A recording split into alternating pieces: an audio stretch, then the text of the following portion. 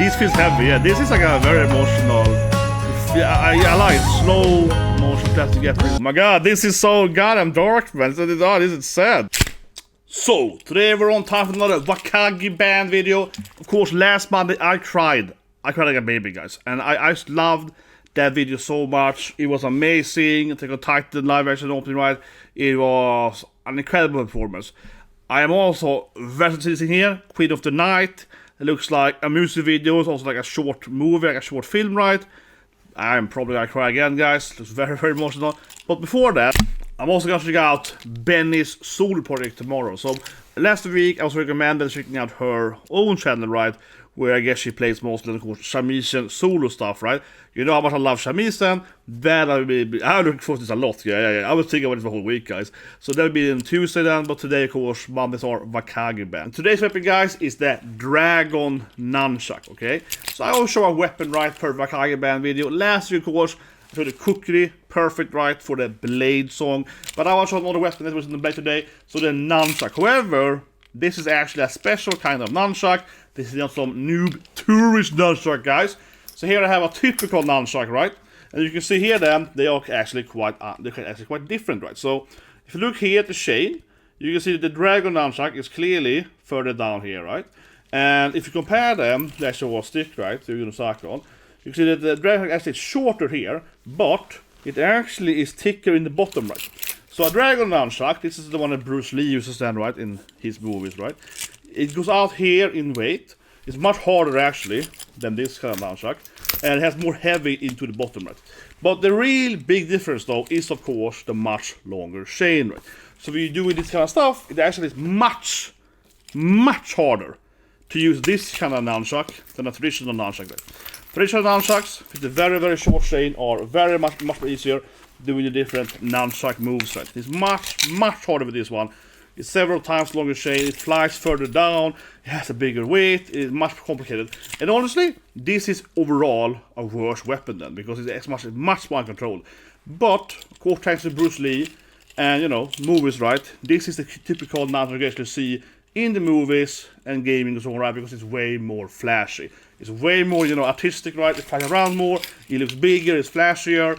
But yeah, much harder to use, and also you just kind of like it. But from an actual weapon standpoint though, it hits harder though. With the heavier weight and the longer chain, right, you get more of a moment, you know, like the whole force moment thing, right? So Newton's second law thing. So it does do higher damage though. But if you miss with this thing, you also will be dead because you can't like recoil it back. It takes much more time to get it back again. So they're much more high risk, high gain.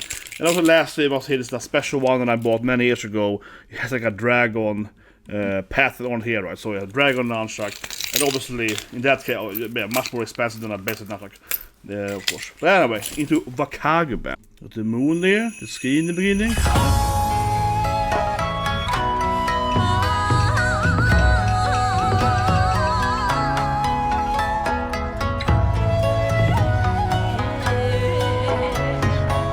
Ninja movie, yeah, but it's kind of movie, right? This music video is maybe it's for a movie.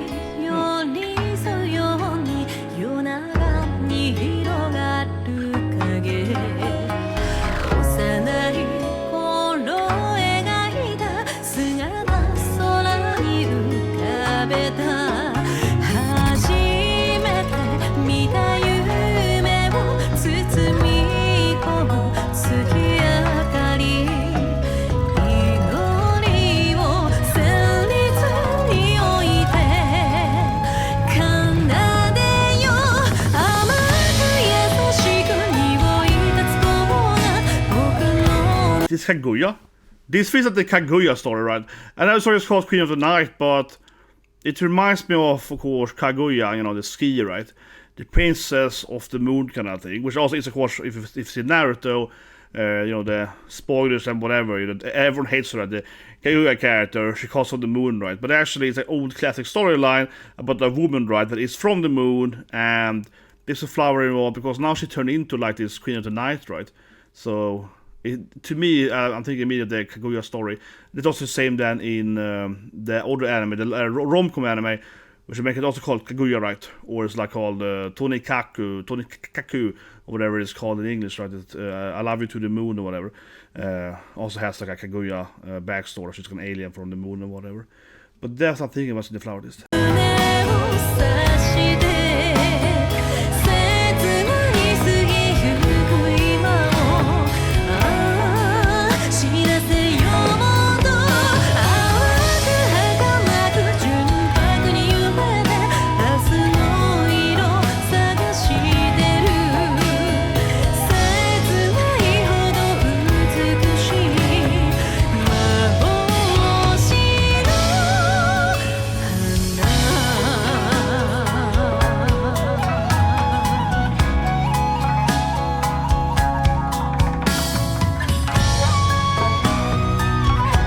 This feels heavy, yeah. This is like a very emotional. I like slow motion plastic Japanese drama song.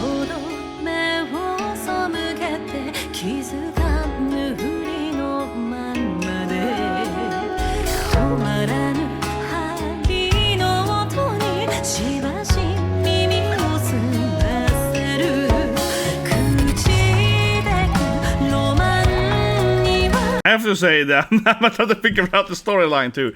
I guess he had to like, I have to assassinate her maybe or something. He was like, do I have to like attack her now or something? It kind of felt like he was going for her here, but he was like thinking about regretting it, right? And then she turned into like a butterfly or something to escape maybe. It's a little bit unclear there. I'm a little bit unsure. And so I also like that he has this like classic, those you know, animes, he has the writing on his face, right? And it was like smoke coming out of his face in that direction. Because there's a lot of typical Japanese culture where there's letters kind of move on the face, right? So I think that's happened there. But I have to say I'm almost distracted from the song here. Also trying to figure out this thing. For that matter, though, is this recorded at the classic temple we are in nioh? I can't remember the name now, but I'll Google it after this song. But this is a temple in Japan, right? That is built on the water. And this looks very, very familiar. And I say it, honestly, guys, because I played nioh a lot, right? Like, this is a stage in nioh. That's what I think about. So it looks very similar. Well, yeah, he's so many butterflies there.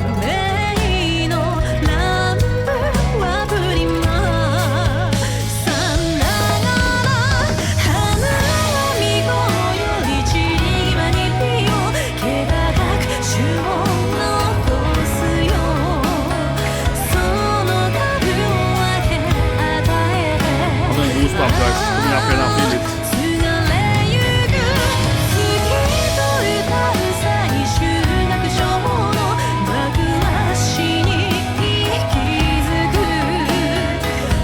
Yeah, this is beautiful. I'm getting massive goosebumps. This is when I'm wearing my gi though, you can't see my hair though.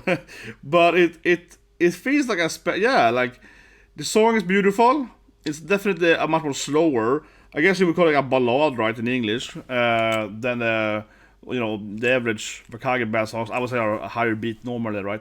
And I'm getting this like emotional, like slow burn goosebumps when he had this like rage thing there, and you hear her voice, her singing in the same time there. It's a very beautiful, music video, absolutely. But I keep thinking about this some kind of classic chapter, right? Because he's getting some kind of demonic possession thing that he listens to his mind or something. Very fitting there with the music.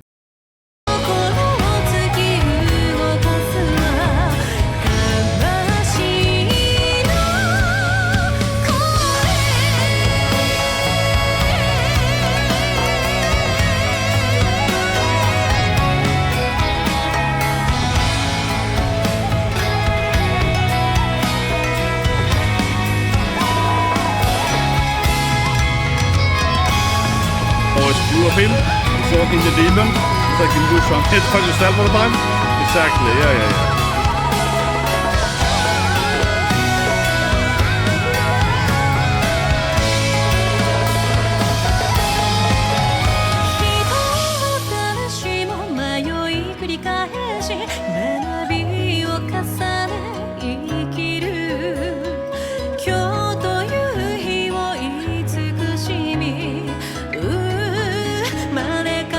Maybe bless him.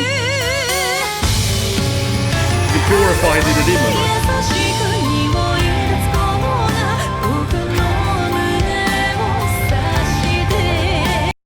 See, I call it right, yeah.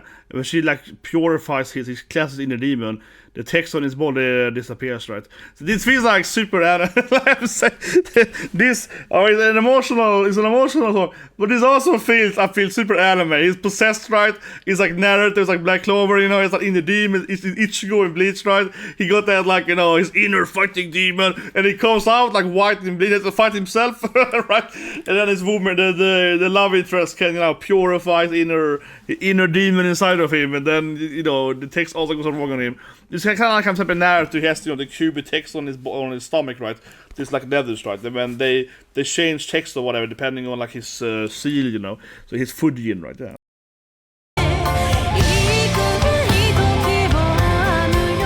Oh, so we call the flower again. She glorified him. Did she die then? He had to go back to the moon.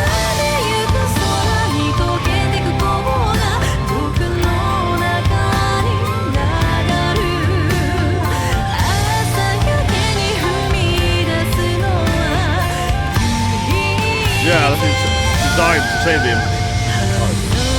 Oh man, oh that was a beautiful scene. Oh, this song is slow ballad emotional, and this was a beautiful ending here. I mean, it's like 1 minute left. I don't know, it's a bit left, but yeah, this was a beautiful ending. She kind of cured him here in the last minute, right? She became the flower again, and then of course now the flower is like withering, or it turning into like darkness, right? The flower is like corrupted now, or whatever, because she died cleaning his inner demon, and now she's turning into, yeah, just like nothingness, right? So my God, this is so goddamn dark, man. So this is sad. This is the sad. Yeah. She purified his issues, and then she died herself, right? This is very classic. I keep saying that classic Japanese culture. A big reason why I like Wagakki Band, right? Because they have a lot of this, you know, symbolism that is very common in the Japanese, you know, old school culture. For example, obviously Senbonzakura, that talked about that video. You can see a lot of this, like the Oni mask, and she has to have the female Oni mask. It means this thing or whatever. Right? So there's a lot of this, you know, a lot of symbolism, right? And for me, like you know, a massive weebo like me, a proud weebo, he gets extra emotional. Yeah, what guys, that thing from this culture thing? It's it gets emotional. But I just look at the last 10 seconds here of the music video.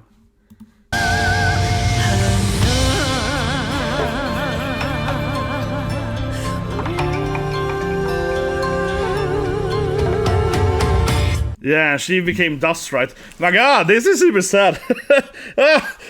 What is this thing? It's like the saddest music video ever. She dies, and then she becomes like, I mean, I call it, right? Oh, she turned nothingness. Yeah, she became dust instead. Nobody reminds me a little bit. It reminds me of my favorite art of Amano, the Final Fantasy main artist. I can show you guys. I mean, I love this art so much. Obviously, I'm a big fan of Amano, right? Of course, you know, I grew up with so much Final Fantasy and other, you know, Square games. And as a side note, right? I think a lot of people, maybe here on YouTube, whatever, seeing my YouTube stuff, think that I got into like Japanese culture, right, from perhaps anime and manga and so on. But of course, not at all, right? It's from Japanese video games, you know, absolutely. Grew up playing Secret of Mana and, you know, Final Fantasy, Chrono Trigger, whatever. That's really how I got into Japanese culture. And then when I was maybe like 12, 13 or so, was kind of actually when manga and anime started coming out in Sweden and Norway. We barely had any of that. We had Pokemon and so on, but we barely had anything else. Dragon Ball, I think, started releasing when I was like 14, 13, One Piece around the age 2, a little bit later after that. So yeah, no, I got into Japanese culture from the games. Right? Like I said last week, you know, listening to Wagakki Band, that song reminded me a lot of Pokuroku, right? Which is, of course, a Super Nintendo game from Japanese developers, right? So that's kind of how I got into culture. But yeah, this is my all-time favorite Final Fantasy art piece from Yoshitaka Amano then, when this Djinn is holding up his sand and is crushing the world, right? And everything just crumbles in his hand. I always loved it so much. It's my favorite of his. I have it in a painting over there, of course. So all my walls, right, are just not only waifus, but mostly all my walls are just clad with different paintings and so on, right? But for example, right, here I have Spider-Man, of course, next to me here. Where is it? Spider-Man. But I actually, on this wall here, to the left of me, I have a Captain America painting, which is much bigger than like a 3-meter painting. Then I have an Avenger painting, another Spider-Man painting, Superman painting, Batman painting, right? So people think I'm all into Japanese. No, I'm a nerd, okay? Like that whole wall there is like DC Marvel, okay? I kind of go by wall, right? This wall here is like anime. That wall there is like shonen. That wall there is like bunch of waifus. That wall over there you can't see it on YouTube. Yeah, it's too hot for YouTube. That's like Bike and Miracle. That's like the Ghislaine. That's like the hottest waifu wall. And then I have a Konosuba wall. And then over there I have a Yurichi wall. So I go by shonen waifus over there. I got that. But anyway, back to Wagakki Band. A little nerd, little insert here, but I really see the same thing. So yeah, I love this scene, but again, right, it's classic Japanese symbolism, how something is like, she can only save him by, of course, dying by herself, right? She had to like consume her own soul, her pureness, right? She was this like pure flower, the white flower, and she had to, of course, sell her own soul to cure his soul from the darkness, right? And then she dies, right? Because her body has to be pure white, right? Yeah, it's very similar to Bleach, because he's even called white. Ichigo's inner demon, yeah, the good one. Not the other one that's dark, yeah. He has two inner demons, one white and one black, yeah. Which again, Yin Yang and so on, yeah, classic is. But yeah, for song-wise, a very beautiful song. Very, I would say different. I think it's fair to say different than the other Wagakki Band songs I heard. And of course, I'm on this journey, right, of Wagakki Band, so you subscribe to whatever. See me tomorrow with, of course, the Beni video tomorrow. But for the ones I've heard so far, the other ones are obviously a lot higher tempo, right? The music is much faster, they feel, I don't call them J-pop, that is like really weird to call them that, but they feel more poppy, I guess, they're they're way quicker, right? This one was, like I said earlier, I guess I would genre this as like a Japanese ballad, right? A ballad? Is that the correct thing? It's a little bit of an Enka song, a little bit perhaps. But yeah, leave a comment below, guys. What would you call this song? But by far, obviously, the slowest song I've heard from this band. By far, right? So definitely felt quite different, but very fitting. And I think this, to me, actually, I would say feels more traditional Japanese, right? This song here, actually, because I think that their other songs, especially Senbonzakura, which is the more famous song, right? That one feels like an upbeat, modernized version, right, of like classic Japanese instruments, where they're playing a lot, more faster and so on. The tempo is much higher. This here feels, is what I imagine, having read probably way too many books about samurais and geishas or whatever. This here feels a lot more actually kind of how music were back in the days, right? Historically speaking, in the slower tune, for several reasons why, right? One reason why actually I think there's a big difference with today's music and traditional Japanese performance is that a lot of this music, right, that you're thinking about like bands overall, geisha performances, whatever, right, like in the, let's say, 16th century Japan, 7th century Tokugawa periods, all right. Imagine you're at a house, right, Tokugawa period, you're going to the daimyo, or you're talking about something, right, they have these performers, it's geishas, right, playing the shamisen and whatever, singing in the background. They're gonna play pretty slow, right? Yeah, they're gonna play these kind of melodies, it's gonna be a background noise, right? They can't do this like, they can't really do this like, they can't do that. You see that meme, right, with the guy is like Alama drumming, right? The guy's like the Japanese drummer monster guy, right? Yeah, they can't really do that, right? When they, traditionally speaking, a lot of these performers would basically be like a big hall, right? And there's some meetings, like a business meeting basically. Oh, do you want to buy my company? You know what I mean? And they kind of are playing in the background, right? Yes, they were definitely a lot slower, most of them. I mean, there's a big difference.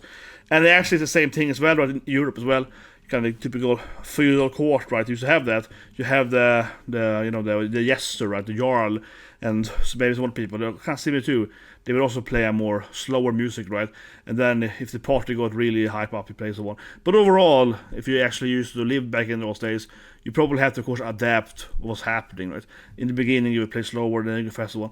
But also, I think that in Japanese theater, though, it's also very ordersome, right? It's very much like the tea ceremony. If you do this thing now, yeah, so you can't really overplay it. So maybe I'm wrong here, but I think I'm accurate saying that it feels like Wagakki Band is like taking this like a Japanese classic music, right, and making it higher beat, faster, and so on overall, right, than it used to be. And like I said earlier, then this song here feels more like the traditional, like maybe a 1800 Tokugawa era song, right? Probably more so than the Warring Period Sengoku era song. I'm pretending now that I'm an expert on historical Japanese music here, which I'm not really, but I know a lot about Japanese history, though. That I will say, that I will proudly say. I posted another video, right? But my grandfather was a history professor and also a math professor, so I would leave my grandfather every summer, right? And my grandmother, she was a teacher, and they would just lecture me all the time. So my grandfather used to lecture me about history of Japan, the Roman Empire, American Civil War, all of it, right? So when I was like 8, right, 7, 8, going to school, I already knew more history than a college student would know, right? Like at 25 years, I was like, oh, I know everything history. Yeah, I would outshine my history teachers, right, at 7 or whatever. I mean, objectively, much better history. But anyway, lastly, first of all, I have the game next to me here, right? It's in my library, under my screen then, where I'm watching this anime. So I have nioh 1, nioh 2. I am very excited for nioh 3, of course. I mean, nioh is one of my favorite games, okay? I really love nioh. I like it more than most Souls games, but I really like the combat. Okay, I admit I had to cheat and look out what this shrine is called. It's called the Itsukushima Shrine. So this is the stage then, right, like I said, in the nioh games, where you are fighting, of course, Yokai's demons, right, on this water temple, right? I guess it's like kind of the Venice feel to it, where these buildings, you know, they are kind of like in the water, right? Half of them are like in the water. And I think it looks very similar. It looks like she's standing kind of like over here, right? Standing kind of on the beach, and you see the temple half in the water in the music video. I mean, maybe we reckon. I mean, I think it makes a lot of sense that they would go and record a bunch of their videos at, you know, like historically, you know, famous Japanese places, right? And especially if you are, I'm guessing here, but if you are like a Japanese famous band, right, that does specifically does, you know, like historical Japanese music, right, playing the shamisen, the koto, whatever, right, if that is your thing, I think that authorities, right, like the government or whatever, will probably have an easier, like, yeah, you can play here, you know what I mean? If you play like punk rock, we're gonna, no, I think that this band is easier. And lastly, this place is famous, right, for this torii gate standing outside in the water next to them. So this is that huge red torii gate in the water. So that's what it's called if you know that torii gate. So then, of course, the idea is that you enter this thing, right? You enter another, you know, another human universe, right? It's like the torii gates are a portal, you know, between the dead and the living, right? It's kind of the symbolism, right? So usually when you go to a Jinja temple, you will have a torii gate, right? At the end of the temple, you enter that, and now you're in the Holy Land, you know what I mean? And for example, then if you watch Daladan temple, right, in this current anime season, they live in like a temple, you know, grandmaster's temple, and, you know, we enter the temple, suddenly in episode 2, I think it is, it's like some demon guy there, right? Because the demon guy is like stuck in the temple, right? He can't go outside this gate, right? But then they remove this talisman on the shrine, right? Then the gate gets destroyed, and he can go out, or he tries at least to leave, right? You know, to stop him from going outside that gate, right? So it's kind of a classic Japanese mythology. But anyway, guys, leave me subscribe. So have a great day.